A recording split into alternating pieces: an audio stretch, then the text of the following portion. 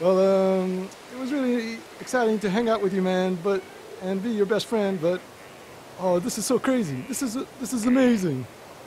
Hey everybody, it's Red Panda Gamer here to talk to you guys about a game. I'm going to talk to you about Little Pink Best Buds, Pendleton Ward's entry from the Double Fine Amnesia Fortnight. Now, for those of you who don't know who Pendleton Ward is for whatever reason, he is the creator of Adventure Time, arguably one of the best cartoons made in a very, very long time, and one of my personal favorites. And he is pretty much a self-proclaimed huge fan of video games, so it was only really a matter of time until he got to make his own.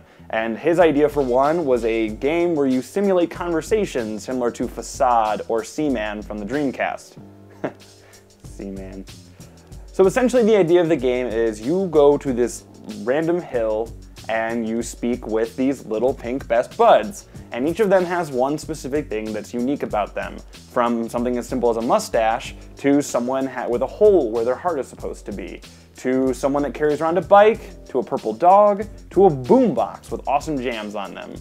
Now, all the pink best buds have dialogue, but only one of them, since this is a prototype, has a fully developed vocabulary, and even still, there's not much you can do conversation-wise, but this does feel a lot like an interactive episode of Adventure Time. Pendleton Ward's sense of humor breaks through this game, and even though it only takes about like 15 minutes or 20 minutes to play through it, you kind of get a lot of personality on it, and this is why I love playing prototypes, is because you get the basic concept really quick, and you can decide for yourself how you like the game. It's not really like a game demo where you try it for an hour, it's either tutorials or a very out of context scene in a game. It's just the very basic framing of what a future project could be. And like I said, Pendleton Ward's sense of humor comes through here like more than anything I've ever seen. If you've played the Adventure Time games on the 3DS or DS, it's not that they're bad, they're just missing that sense of humor that Pendleton Ward is so well known for. So essentially, you have to choose between all of these little pink best buds, and the only person you can actually have true dialogue with is Big Leg.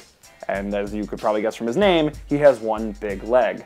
Now, everybody in the game is actually voiced by either Pendleton Ward or a member of Double Fine, so it's kind of cool to go around and figure out who's who from Double Fine and in Little Pink Best Buds. And especially if you watch a lot of the Amnesia Fortnight stuff, or if you were a Double Fine adventure backer, you've probably seen a lot of these people and heard their voices a lot. And that's kind of what I love about Amnesia Fortnight, is I love Double Fine, and I love to see how they come up with their ideas. I mean, games that have gone through Amnesia Fortnight are games like Costume Quest, or Stacking, or recently Space-Based DF9, or Hack. Oh man, I can't remember what the other one's called. It's just like Hack and Slash. Yeah, Hack and Slash is the new one. And those were both, Space-Based and Hack and Slash were from the last one. So it's always really exciting now. This is, I think, the third public Amnesia Fortnight. It's always really cool to see what might the next Double Fine game be.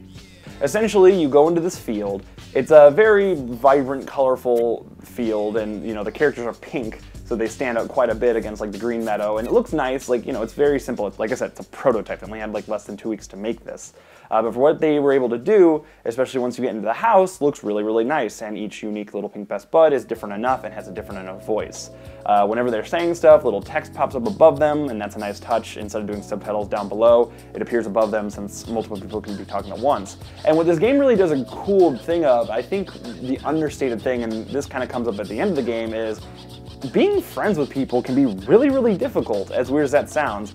I remember like when I was in like 8th grade, there was this whole big rule about you can only have one best friend, and you know, that's it. If you're friends with someone else, you're a traitor, and you're dead to that person. And I got that vibe completely with this game. I don't really feel like it's spoiling because you can no longer gain access to the prototypes, and it's been about like 25 days since the prototypes have been available for backers of the Amnesia Fortnight Humble Bundle thing they do. That's essentially how you get into it. So this is gonna have spoilers in it. If you've had access to it and have waited this long to play it, go play it now because the ending is crazy, and I'd rather you experience it for yourself. So essentially what happens is you talk to Big Leg, you go through some specific dialogue with him, and it's mostly just you listening to him. You can tell that the framework is there for more stuff to be talked about, and even when you try to push him or any of the other people too far, there's like an error message that says like, I have no brain, I have no brain. And then they even eventually say, go talk to Big Leg, which kind of completely breaks immersion, but it's a prototype, so you kind of have to expect those types of things to be done so people don't just waste all of their time talking to people that can't talk back. So there's like 3 phases with Big Leg, so you have to find him, and since he's got a big leg that he hobbles around, he's usually one of the last in the big group as they come to you. But once you find him, everyone gives up and backs off. Usually they leave you alone because it is super chaotic when you're trying to walk through there and talk to people. There will be voices everywhere. And at first I thought this was kind of annoying, but then I also kind of realized that's the point. So they totally nailed it on that front. So you find Big Leg, and everyone kind of leaves you alone. He's got a really low self-esteem, so he's kind of down on himself. But by you being friends with him, his optimism starts to go up. He starts to be a little happier, and that kind of makes you feel good. And I could see that being like a thing that's much more built upon in the final version, if there is a final version. So you become friends with Big Leg, he takes you to his patch of grass, and he asks you about what you think of it, and even if you tell him yes or no, it doesn't really seem like he responds to that, which is kind of a bummer because that seemed like a pretty simple thing. But I remember watching the Amnesia Fortnight documentary, and Pendleton Ward had all these ideas for what he wanted the conversations to be, but I guess in the amount of time they had, it just wasn't even possible, which, you know, I understand. Like, as someone who's worked in video production, which is a relatively quick process compared to game development, I understand how big plans can turn into very, very small expectations. But like I said, as a proof of concept, this works. But anyway, so Big Leg takes you to his patch of grass. He does ask you if you've ever had any leg-like injury-based things, which, like I said, some of this dialogue is hilarious. It was all written by Pendleton Ward, and the voice actor, I don't remember what his position is at Double Fine, but he does a great job. And I remember watching that Amnesia Fortnite episode, and Pendleton was coaching him through the voice acting, and he was having a little bit of trouble, but that's also because voice acting can be a tough thing to do, especially when your coach is Pendleton Ward, who's an amazing voice actor all on his own, and just a great director altogether. So he asks you some questions that you actually get to answer, which really only made me want more. I kind of would have rather them had it be like there's interactivity or there's no interactivity and you just kind of walk through it. But the idea of the game is they're supposed to be. So I guess they have to put a little bit in there just so there's an idea of how it would work. The only other thing you can do, you can crouch down so you can get a closer look at people, which I liked that. I ended up looking at every single Little Pink Best Bud because I thought each of their design was interesting. And then you have a poke, like you can stick your finger out and you kind of can move it. You can kind of move your whole body with it. And then you can like poke people, which like this kind of, it's also kind of like Nintendogs, I guess, but that's like a whole line of the same game. And you can also like launch people. So if you like poke your finger out and just kind of move real quick, they'll go flying out of the way. And I imagine that that's mostly done just kind of make space, because in the beginning they can very much crowd around you and it can be very hectic. Or that's just like physical, like dynamic, you know, contact. Like there's no way to avoid that. So he takes you to the patch of grass, and then another person comes up. I think it's No Mouth? No, I don't remember what the name of the character is, but she comes up, or he, I don't remember which it is, comes up and is like, hey, you shouldn't be best friends with Big Leg, you should come be best friends with me. And then Big Leg gets all upset, and like there's this cute little altercation, but it's kind of upsetting. Like everybody picks on Big Leg because everybody else, and this is kind of like where the genius of Pendleton Ward comes in, and maybe I'm overlooking, or I'm looking too much into this prototype game, but everybody's like unique trait is almost always a good thing, or just a neutral thing. The only other bad thing I would say is no heart, but he seems like he's doing all right. But then you have someone with a bike, you got someone with a boombox, you have someone with a dog, and like someone who can float, and someone who's tall. So you have all these guys who have these like decent traits, or just there's nothing really wrong with them. And Big Leg is just like, you feel so bad for Big Leg, and like people are trying to steal you away from him. But I found that there's no way to betray Big Leg. He just kind of tells the person off and you go with him. And then the final phase of it is you go into the house with him, and you see the house on the top of the hill. There's no way to get into it without interacting with Big Leg, and he has to invite you in. It's like a vampire. And he basically is talking about the treehouse, and actually I think the house is like one of the best designed things in the whole game. Like it looks really, really nice, and the lighting in there is nice, and all the shapes look good, and it's a cute little quaint house, and I like it. There's even this cool little animation where you actually crawl into the door. It's a little wonky, but it's, you know, a cool touch. Like they didn't have to do that. Oh, that's another thing. The game opens up with a cutscene, but it's not animated. It's just Pendleton Ward with like a storyboard, and he's doing all the sounds, but it works in itself. Because it's Pendleton Ward, but it's weird. You're like captured by some dude and left out in the hill, and with no reason why, but that's kind of like Pendleton Ward's thing, to have like this secret mythos behind it. I mean, Adventure Time has become a huge, like, crazy backstory thing, but enough about that. So he invites you in the house, you make eggs on the stove, and the other pink best buds are getting really rowdy. And there's even like, it's almost like zombies, like they're at the door like big leg, and they're like trying to get him to come out. So he goes out there, he tells them all off, he's like, this is my best friend. They kind of make it sound like this isn't you're not the first person to come here and go through this process, because they're like, you know the rules. There's like this weird, creepy discussion, like it's almost like a cult-like thing, which, like I said, I cannot get enough of like that deep backstory for such a simple little game. And like I said, I might just be reading too much into it, but I can't help it when it comes to Pendleton Ward, because if anyone would do that, it's him. So he comes back in after telling them off. They seemingly leave. You have a nice dinner with him, and then, once again, spoilers, if you haven't played it for yourself and you have access to it, please don't watch this, or just stop watching it if you think you may eventually play it. Big Leg says he has a secret. He sets up like a dinner with you, and once again, he asks you, like, he's like, oh, what's my favorite color? Because he does mention his favorite color. It's gray. And even if you type gray, he doesn't respond. He just answers for you eventually. He's like, yeah, that's right, it's gray. But it's like Blue's Clues. Like, you don't have to say the right answer. The show tells you the right answer.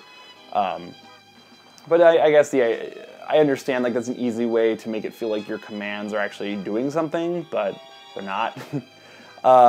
So after that, he tells you a secret, because he feels like you're good enough best buds.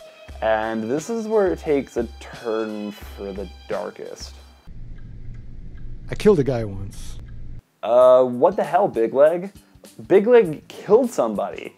And this is kind of where the game takes this crazy tone change, which, once again, Pendleton Ward, no surprise, it's kind of his thing. He's really good at making like a happy, bright scene go really dark really quick.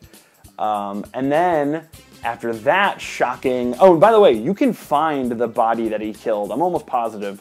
There's like a body out in the hill somewhere that I found, but if you try to interact with it, it'll pop up, but it won't say anything to you. So I don't know if that was just a game bug, or if he's just supposed to be another pink best bud with a weird trait, but I think it's the one that Big Leg killed. So then after Big Leg says this to you, he also kind of talks a little bit more about how everyone picks on him, and everybody's mean to him, and all that, and then there's a huge riot outside the door. They have torches and pitchforks, they burn down the house. And so you start to run, and then out of nowhere, this completely caught me off guard. I remember him mentioning this character in the like pitch he did for the game. Just a little pink best bud with a knife grabs onto your character and stabs you. And that's the end of the game. It just restarts.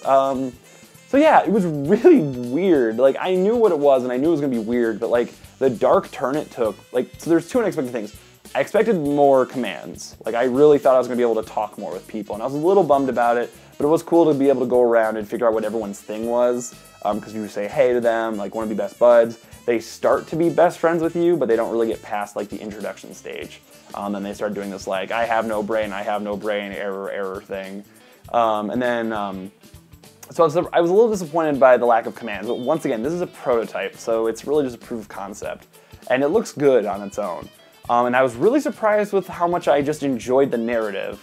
But a big part of that, like I said, is Pendleton Ward. Like, I love Adventure Time, and I'm pretty sure I would have watched an episode. Like, that seemed to me like a 10 to 20 minute short, like, independent of Adventure Time, or even like a Grable. Like, if you watch Adventure Time, they do these things called the Grables, which are like fairy tales that each have a theme to them. And I could totally see Little Pink Best Buds being one of the Grables, like shortening that down to like a 3-minute thing and putting that on Cartoon Network. And I almost kind of hope that happens. But I really liked it a lot. I really hope it becomes a full thing, because I love the interactive narrative games like Facade and Seaman and even like Nintendogs. Like, those games I think are great, and I really wish we had a new one. I don't see them very often, so it'd be cool to get a new one, especially with like the unique dialogue of Pendleton Ward. So hopefully, Double Fine, you move forward with this and make a full game. There were other Amnesia Fortnight games, obviously. There were 3 more. I might do videos on them. This was the one I was most personally excited for and the one I had the most to say about. But if you guys like this enough, I will do more.